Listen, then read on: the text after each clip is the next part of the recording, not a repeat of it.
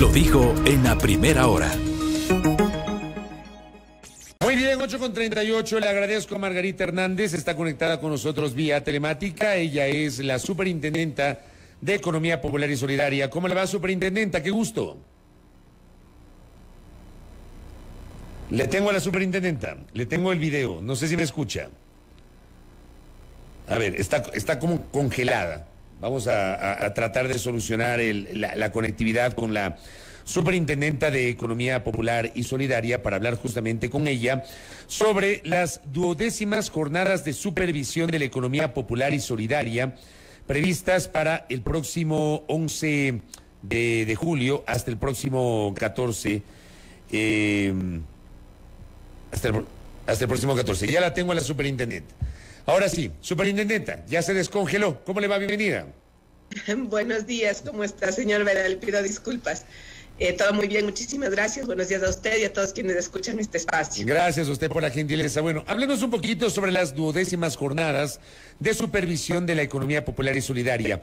¿En qué consisten estas jornadas, superintendenta? Muchas gracias. Las jornadas son en realidad el espacio de capacitación más importante que tiene la Superintendencia de Economía Popular y Solidaria al servicio de las organizaciones y entidades que controla y de sus socios y administradores. Es un evento que se desarrolla cada año. Este año será desde el 11 hasta el 14 de julio y haciendo una recreación y un resumen de lo que ha sido la estrategia de trabajo de los últimos 5 años en la CEPS. Estas jornadas se denominan Generamos Inclusión, Creamos Sostenibilidad. Pues las jornadas lo que presentan son los resultados de la estrategia que ha desarrollado la superintendencia en los ejes de supervisión y control, transparencia, inclusión financiera y educación financiera y por supuesto los temas de finanzas sostenibles. ¿Por qué abordar estos temas en el contexto actual, superintendenta? En primer lugar, porque las entidades y organizaciones de la economía popular y solidaria tienen principios rectores que favorecen naturalmente gestiones como la responsabilidad social y ambiental, la educación y la equidad de género, por ser estos precisamente 3 de los principios que son el mandato, que están en el ADN de estas organizaciones y entidades. Y en segundo lugar, porque no podemos pensar en desarrollo económico o en inclusión económica y social si es que no empezamos por la inclusión financiera. Esta inclusión financiera no sería efectiva si no la apalancamos con buenos procesos de educación financiera. Y tenemos que además entender que hay grupos más vulnerables que otros y por eso el eje de la equidad de género es fundamental.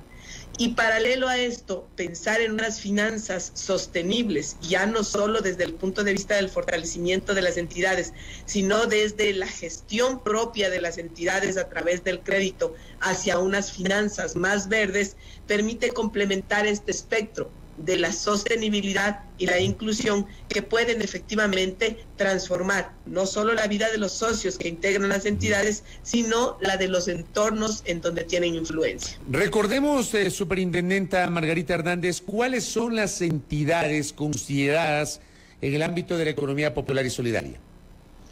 El sector de la economía popular y solidaria, que está reconocido en la Constitución y tiene su ley propia, está conformada por el sector financiero popular y solidario, en donde están las cooperativas y las mutualistas que hacen intermediación financiera, reciben ahorro y colocan crédito, y por el otro lado, cooperativas y asociaciones que producen bienes o brindan servicios. Estamos hablando entonces de todas estas, y cómo se genera ese control o esa supervisión.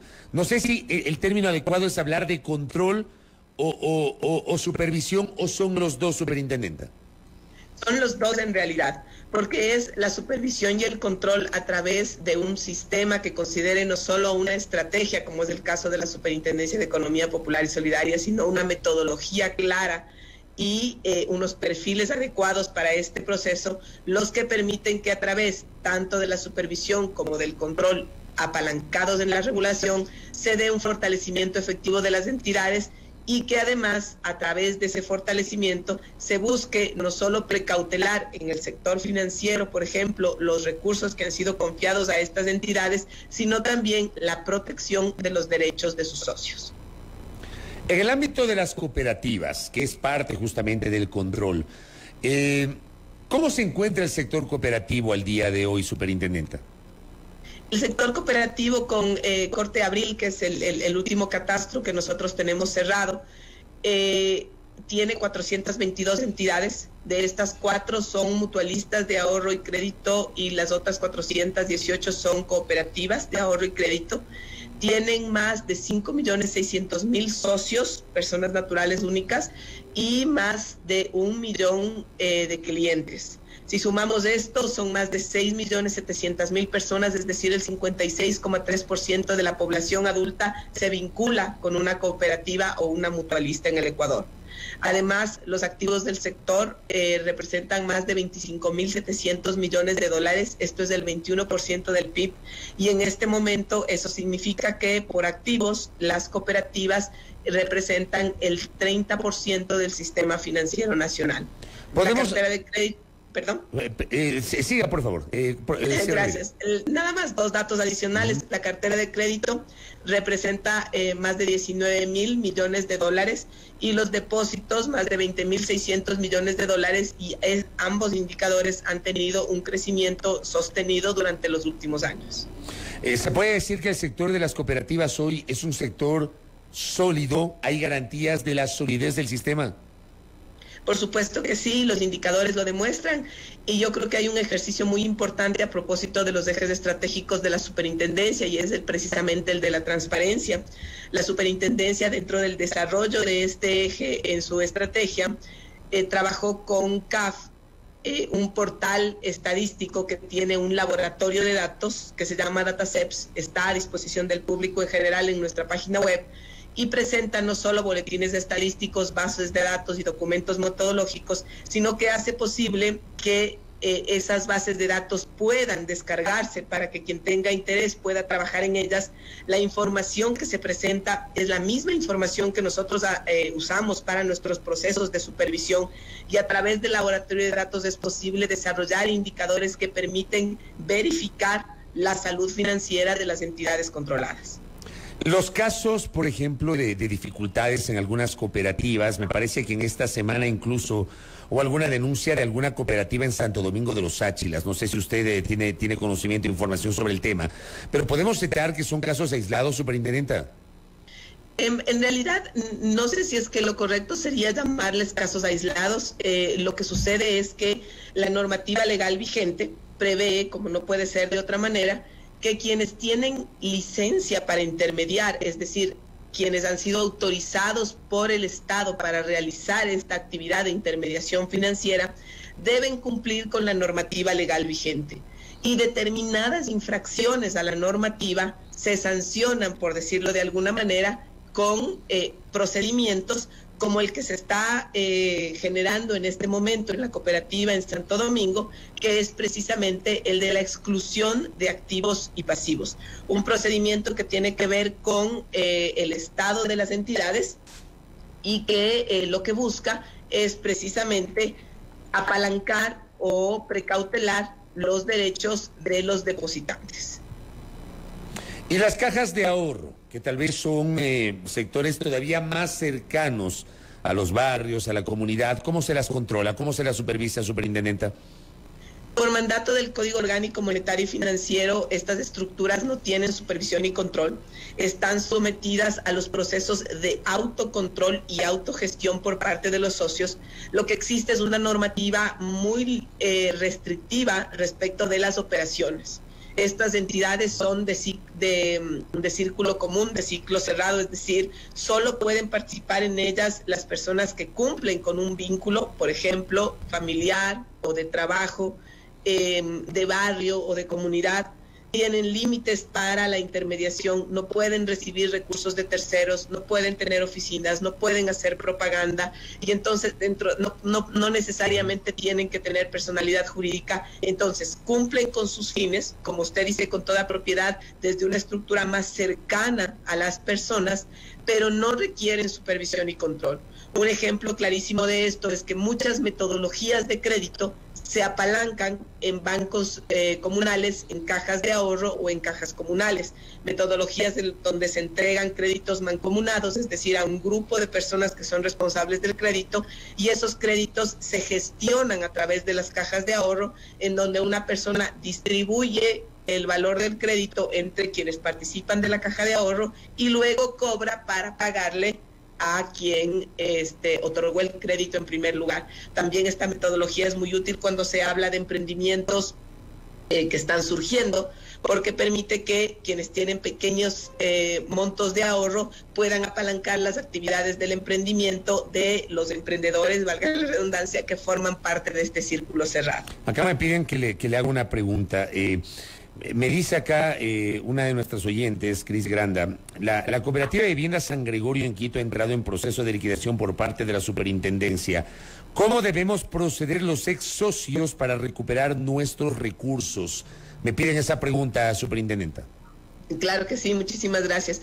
Las cooperativas de vivienda son parte de la estructura que está supervisada por la superintendencia y tienen normativa específica. Existe normativa general sin importar el tipo de la entidad, y en el caso de vivienda, al igual que en el caso de ahorro y crédito, existe normativa específica.